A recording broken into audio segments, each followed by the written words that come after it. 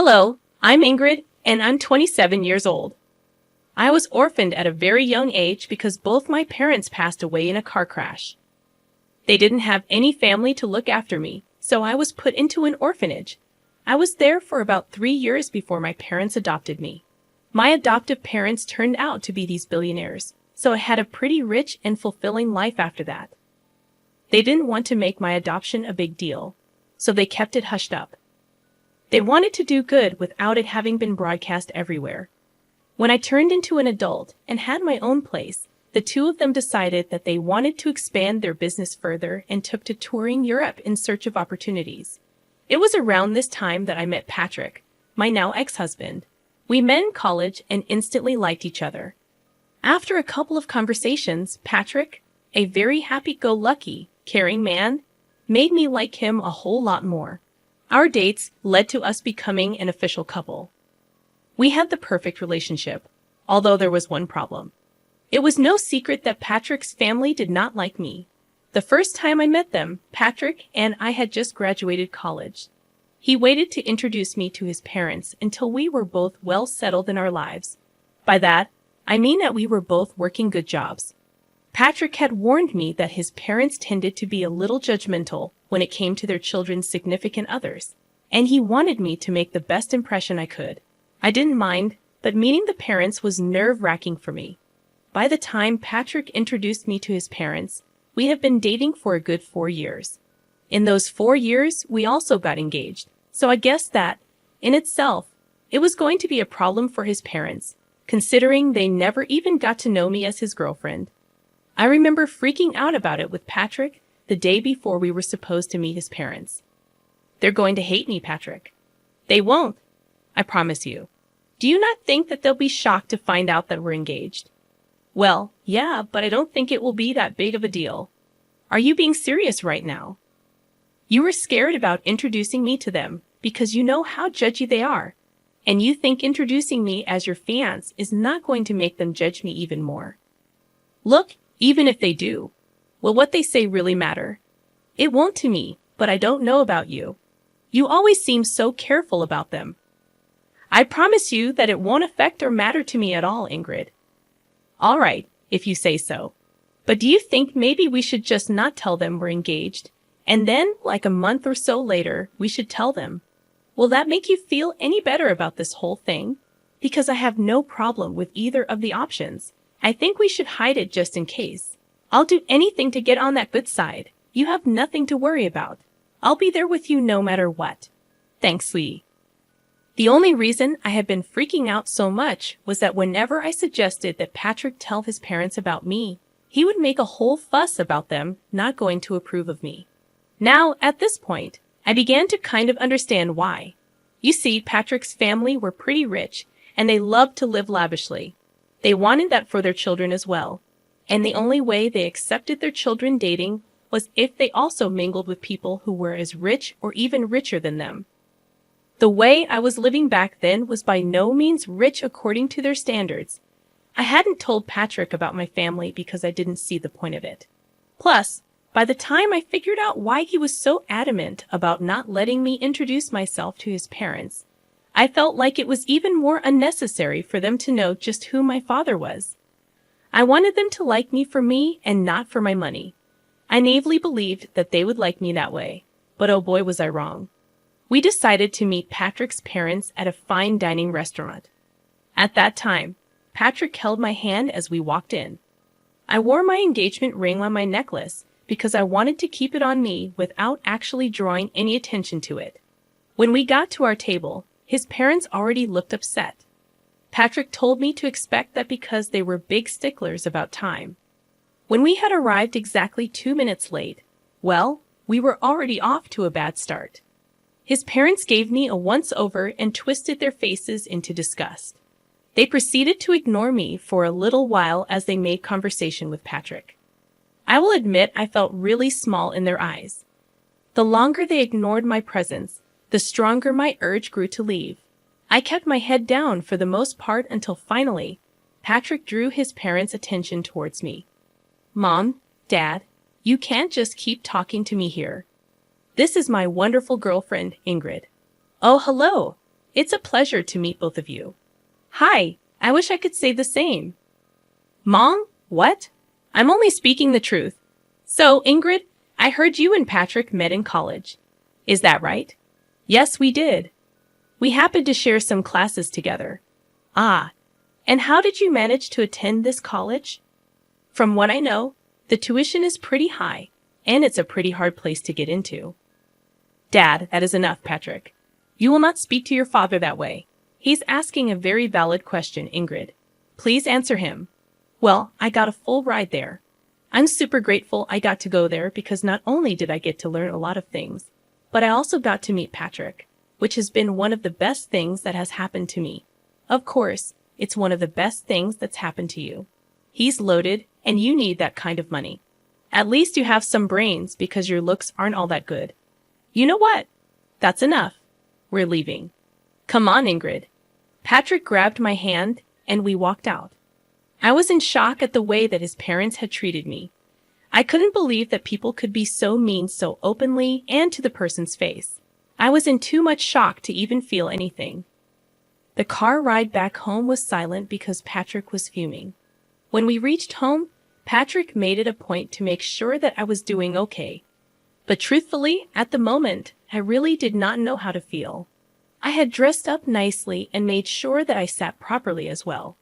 I didn't order anything expensive, but somehow, without me even saying a word, Paula and Marley made their judgment about me. Patrick didn't speak to his parents for a while after that. They texted him and told him that we had been very disrespectful by walking out on them during lunch. Patrick didn't respond to that and only texted them about a month later to tell them that he had gotten engaged. His parents weren't too happy about it, but Patrick threatened them with no contact if they said or did anything against me. They offered to pay for our wedding on the condition that they got to make all the decisions regarding it. Obviously, neither Patrick nor I wanted that, so we decided to do the next best thing, elope. My parents were in Europe, and they knew about me eloping. They were just happy that I was happy. And they did send Patrick and me a gift. Patrick did raise his brows at how they sent us a pretty expensive painting as a gift. But I just brushed it off as them having enough money to spend it on that. After getting married, we next met Paula and Marley at a party that they had hosted. They invited us to celebrate their anniversary. Truth be told, I was actually pretty happy that they had invited me despite the dislike they held for me. When we got there, I was ignored by everyone. If you think being ignored by 2 people was embarrassing, being ignored by about 30 people was even worse. I hung by Patrick's side for the most part, but nobody even tried to talk to me. If I ever did try to speak and make conversation, people would just either look me up and down and walk away, or they would continue talking to Patrick as if I never said anything. By the end of the night, I was in tears. I was humiliated and downright disgusted by the behavior that everyone was showing.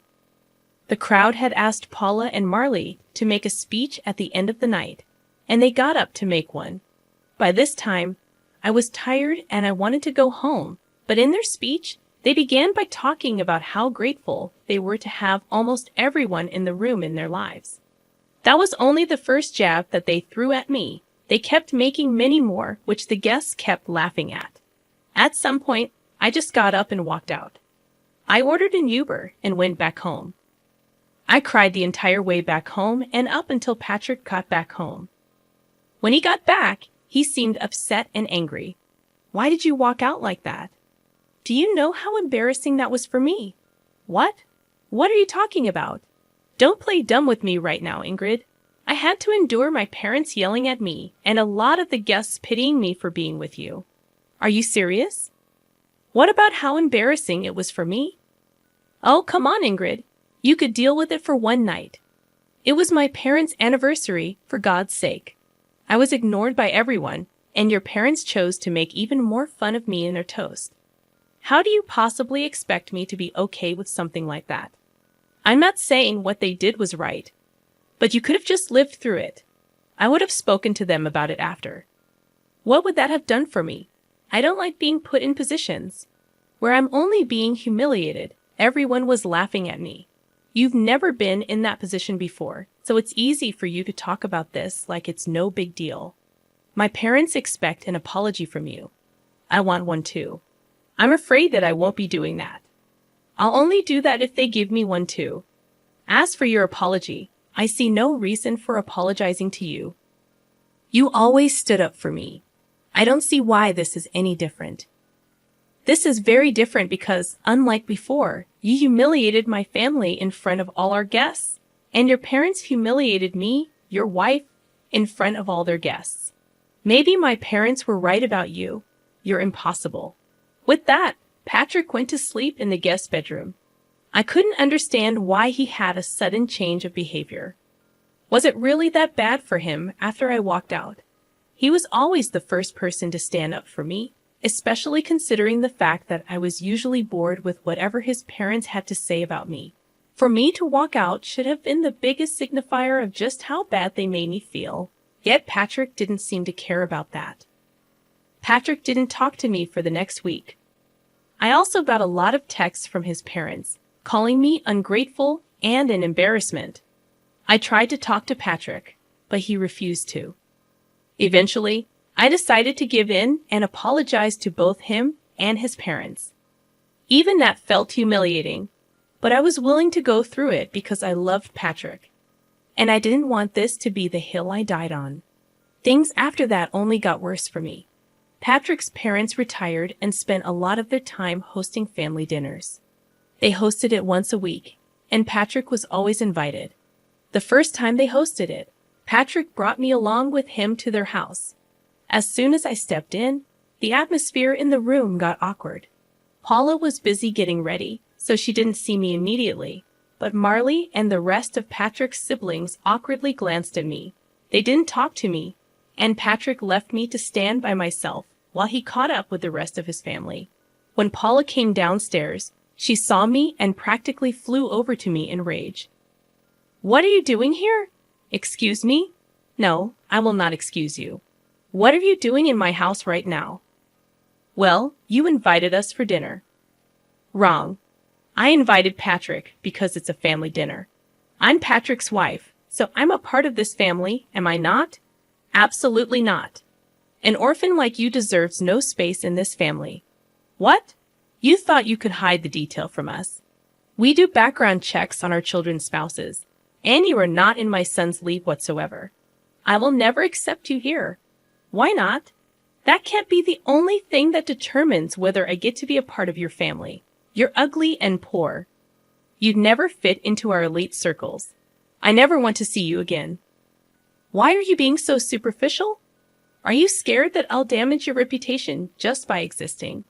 Does the fact that I bring your son happiness not satisfy you? If happiness brought in money, a lot of people would be billionaires. This is exactly why you'd never fit in with us. Or maybe I'll just never be as superficial as the rest of you because I value who a person actually is. You never even took the chance to get to know me before casting your judgments on me." "I'm glad I don't fit in with you, Ingrid. That's enough. Here's some money. Get yourself an Uber and leave." I stared at Patrick in shock as he held out the money. He shoved the money in my hands and turned back around towards his mother. She smirked at me. I felt tears spring into my eyes as I turned back around and walked out. I was once again crying in the Uber. I didn't understand why Patrick had changed so drastically. Was this his way of making up to his parents after the party? Whatever it was, I was hurt and angry at him. He was okay with his parents using my past as an insult and defending them instead of me, like he usually did. I wanted to yell and scream, but I knew that would only project a worse image of me and prove them right, which is why I walked away. I tried to think if anything I said was out of line, but I really did not see anything wrong. I was merely standing up for myself, calmly might I add. After Patrick came back home, he went back to not talking to me. My heart was breaking, and I felt so alone. I knew that he expected another apology, but I couldn't bring myself to do it like the last time. Paula had blatantly insulted me in the worst way, and Patrick was angry at me for it. If anything, I expected an apology from him. For the next 2 weeks, Patrick and I didn't speak to each other. It was hard at first, but I got used to it. Eventually, the dinners his family hosted still happened, and about once a week, I was all alone at home, which I truthfully did not mind. On one of those nights, my parents video called me. Hey, honey. Hey, sweetie. How's it going? Hey, Dad. Hey, Mom. Things are not good. Why? What's wrong, sweetie? If you need help with anything, feel free to ask us. I don't think this is something you guys would be able to help me out with. But thanks for the offer. Where's Patrick? Is he not helping? That's the thing. He's part of the problem. Huh? Sweetie, could you be a little more clear about what the problem is? Well, his parents are pretty wealthy and also very snobby. Oh, I hate those kinds of people. Tell me about it. Anyways, they thought that I was some poor girl who could never live up to their standards and fit into their elite circles. So they took it upon themselves to humiliate me every time that I met them. What the hell? Oh yeah, and the last time I went over, Patrick's mom decided calling me an orphan was a good insult. Oh, that woman. I'm going to claw her face off. How dare she call my precious child an orphan? Do they not know about us? And what the hell has Patrick been doing in all this? I didn't tell them about you guys because I knew that their opinion of me would change if they knew. And I wanted them to like me for who I was and not for my wealth. As for Patrick, he's siding with them. He thinks that I was disrespectful when I stood up for myself. Honey, are you sure this is the man you want to be with? I love him a lot, but this is not how I want it to be. We haven't been speaking to each other for the last 2 weeks, and I'm surprisingly okay with that. All right, sweetie. I'll get you in touch with one of my friends over there. As for your worry about us not being able to help you out, I think we might actually be able to help you get a little sweet revenge. Huh? What do you mean? Your dad and I are coming there next week. We wanted to take you and Patrick on a vacation, but now we can just take you. More things for us to do together, I guess. Really? Oh my God, I'm so excited to finally get to see the two of you in person. Again, that was a real pick-me-up. Finally, I felt happy after so long. The three of us continued to talk for a little while after that. Dad elaborated on his plan to help me. After a little while, he asked me where these dinners of theirs were being held. And as far as I knew, they took turns hosting in their house and at restaurants. Conveniently, the week that my parents were coming, the dinner was going to happen in a restaurant. I needed to get information on where exactly this dinner was going to be held, so I could provide my parents with the location. Thankfully, I had Patrick's email logged into my phone. And if there was one thing I knew about Paula and Marley, it was that they loved to email everyone everything. It wasn't that hard to get the location, and I gave it to my parents. At the same time, my mom's lawyer friend contacted me, and we got started on the process of filing for divorce. My parents landed in the States and decided to check into their hotel, where I met them.